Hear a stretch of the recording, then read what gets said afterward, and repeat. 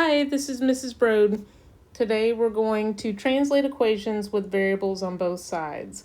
We did a little bit of this at the end of the 3-5 note set, but we're going to work a few more real-world problems today. So there's a few steps, a few things that we must follow. The first one is that we're going to highlight or circle the important words in the story that provide clarity and will be useful to solving or answering the question. So we've been doing that by highlighting important keywords and things like that. The second thing is we're going to create a let statement. And a let statement just explains what the variable is representing. Remember, we want to give our variables meaning. So if I picked M, it might be that M equals minutes, or C equals cost, or something along those lines. And then we're going to translate the words in the variable into an equation, and then if it asks us to solve, of course, we will also solve. All right, so let's look down here at number 1. You can see they showed us our rules: highlight, let statement, equation, all of that. So we're going to start by highlighting. Harry and Liam have jobs mowing lawns. I'm going to pick yellow for Harry, everything I know about Harry. Harry charges his clients a contract fee of $15 and $8 each time he mows the lawn. Liam also charges a fee, but his fee is $45 and $6 each time he mows the lawn. How many lawns must they mow before their incomes are the same? That means before they are equal. So you could really pick anything you want for the let statement. You could pick M for number of lawns mowed. Or you could pick L for number of lawns mowed. You just want to be specific. So you could pick X for number of lawns mowed. So what we know before I write the equation is that we want Harry's income to equal Liam's income. So on the left, I'm going to write everything that I know about Harry. A contract fee, that means the first time he's going to charge you $15, but no more. And then $8 each time he mows. So $8 a mow. So that is Harry. Liam has a much more expensive $45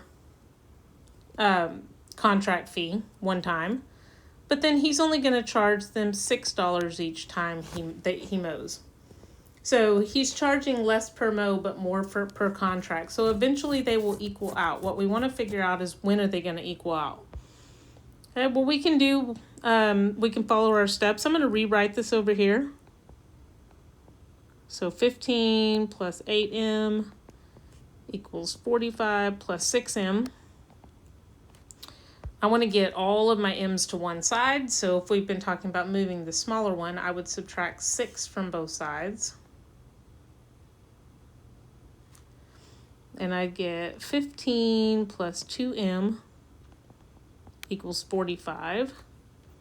So now my m's are on the left. I need to move my 15 to the right. And I get 2m equals 30. And then finally I'm going to divide by 2. And I get m equals 15. So we do want to put this in a sentence. And you can word it how you want. I'm going to say they must mow 15 lawns for their incomes to be equal.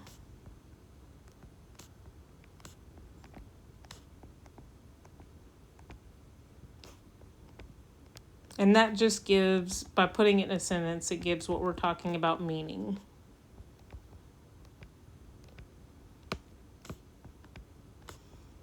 You, of course, could take that 15, plug it back in to both sides of the equation and show how much money they made if you wanted to do that.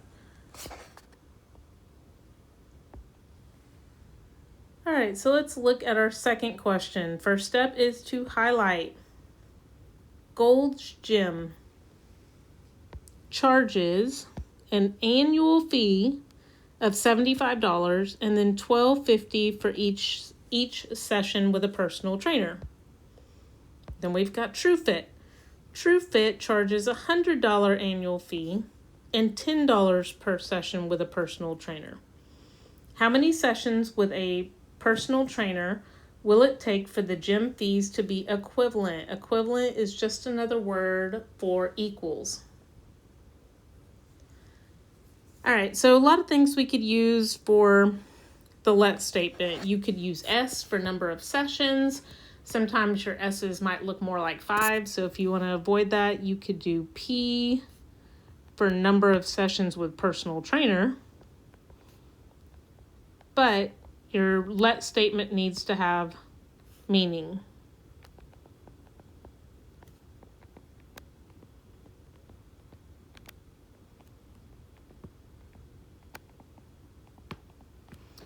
All right, so we need Gold's Gym to eventually equal TrueFit. So on the left, I'm going to write everything I know about Gold's Gym. Annual fee, $75. One time, $75.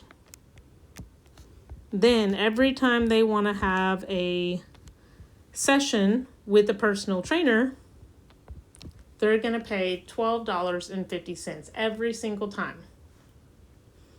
Okay, so everything we know about TrueFit. TrueFit charges a little bit more, $100 a year, but then their personal trainer fees are only $10 per session, so a little cheaper each time. So we've set up our problem. Now we need to get all the P's to one side. So since 10 is smaller than $12.50, I'm going to subtract 10P from each side. I get 75 plus 250. P equals 100. I want to move that 75 to get all of my numbers on the other side. And I get $2.50 per session equals 25. And my last step is to divide by 250. And I get P equals 10. So we want to write what that means. You could write a number of things. I'm going to say at 10 sessions, the cost will be equal. Or the cost will be the same or equivalent.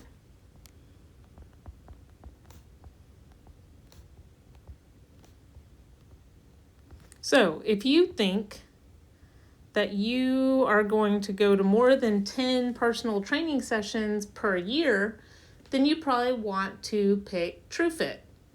Because TrueFit, even though they're a little bit more expensive up front, in the long run, they will save you some money.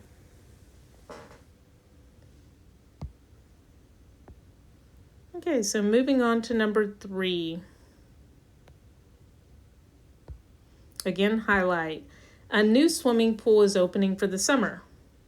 They're going to give you a couple options. You can swim in the afternoon for $3, or you can buy a membership for $80 and only pay $1.50 each time you swim.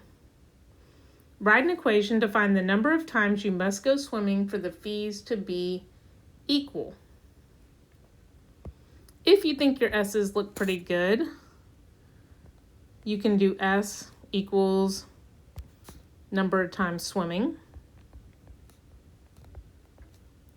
Okay, if you don't feel confident that your S's don't look more like 5s, then maybe you want to use X. So number of times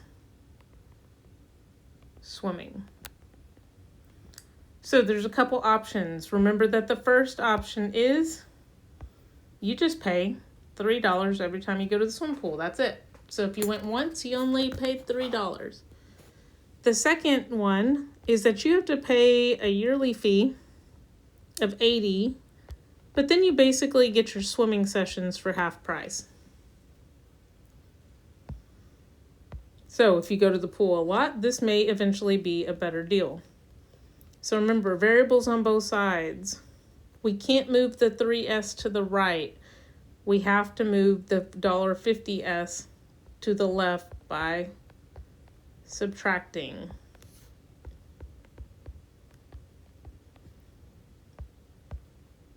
So we're going to get 1.5s equals 80. Divide each side by 1.5.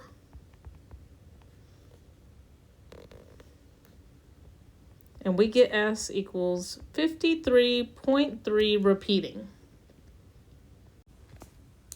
Well, we can't go to the swimming pool 53 and a third time. And you can't round it up to 54 because you're not paying for that trip. So we must round down. So in this case, you must go swimming about 53 times for the fees to be equal.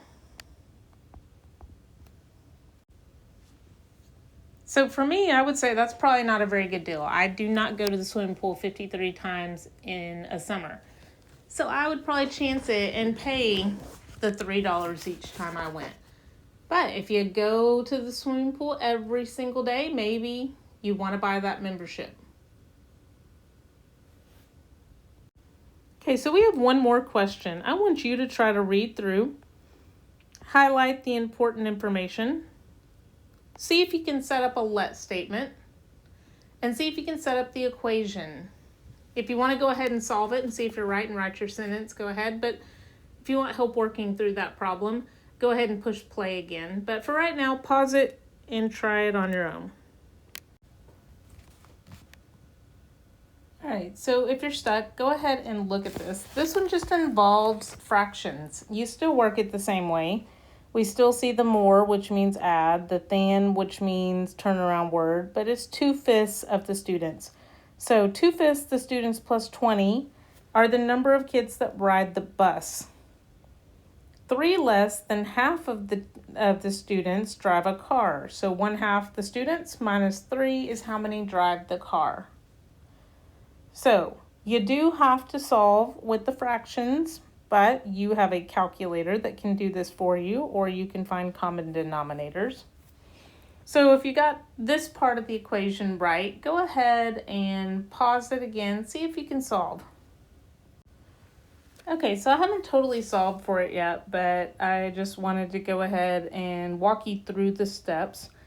2/5 is smaller than 1/2, so I went ahead and subtracted 2/5 from both sides. If you can see over here on the right-hand side, I did it by hand.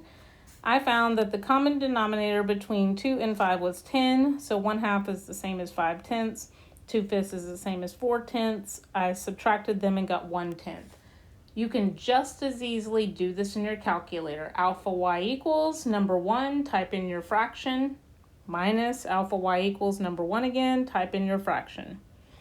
So once I got to this step with my 1/10, I added 3 to both sides. I got 23 equals 1/10 s, and that's where I started the video again. Remember, to get rid of that fraction in front of the s, I would multiply by the reciprocal, which is 10 over 1. That's going to cancel out both sides. That means I need to multiply this side by 10 over 1, or just 10. So I get 230 equals s. So what does that mean? That means that there are 230 education students at A&M.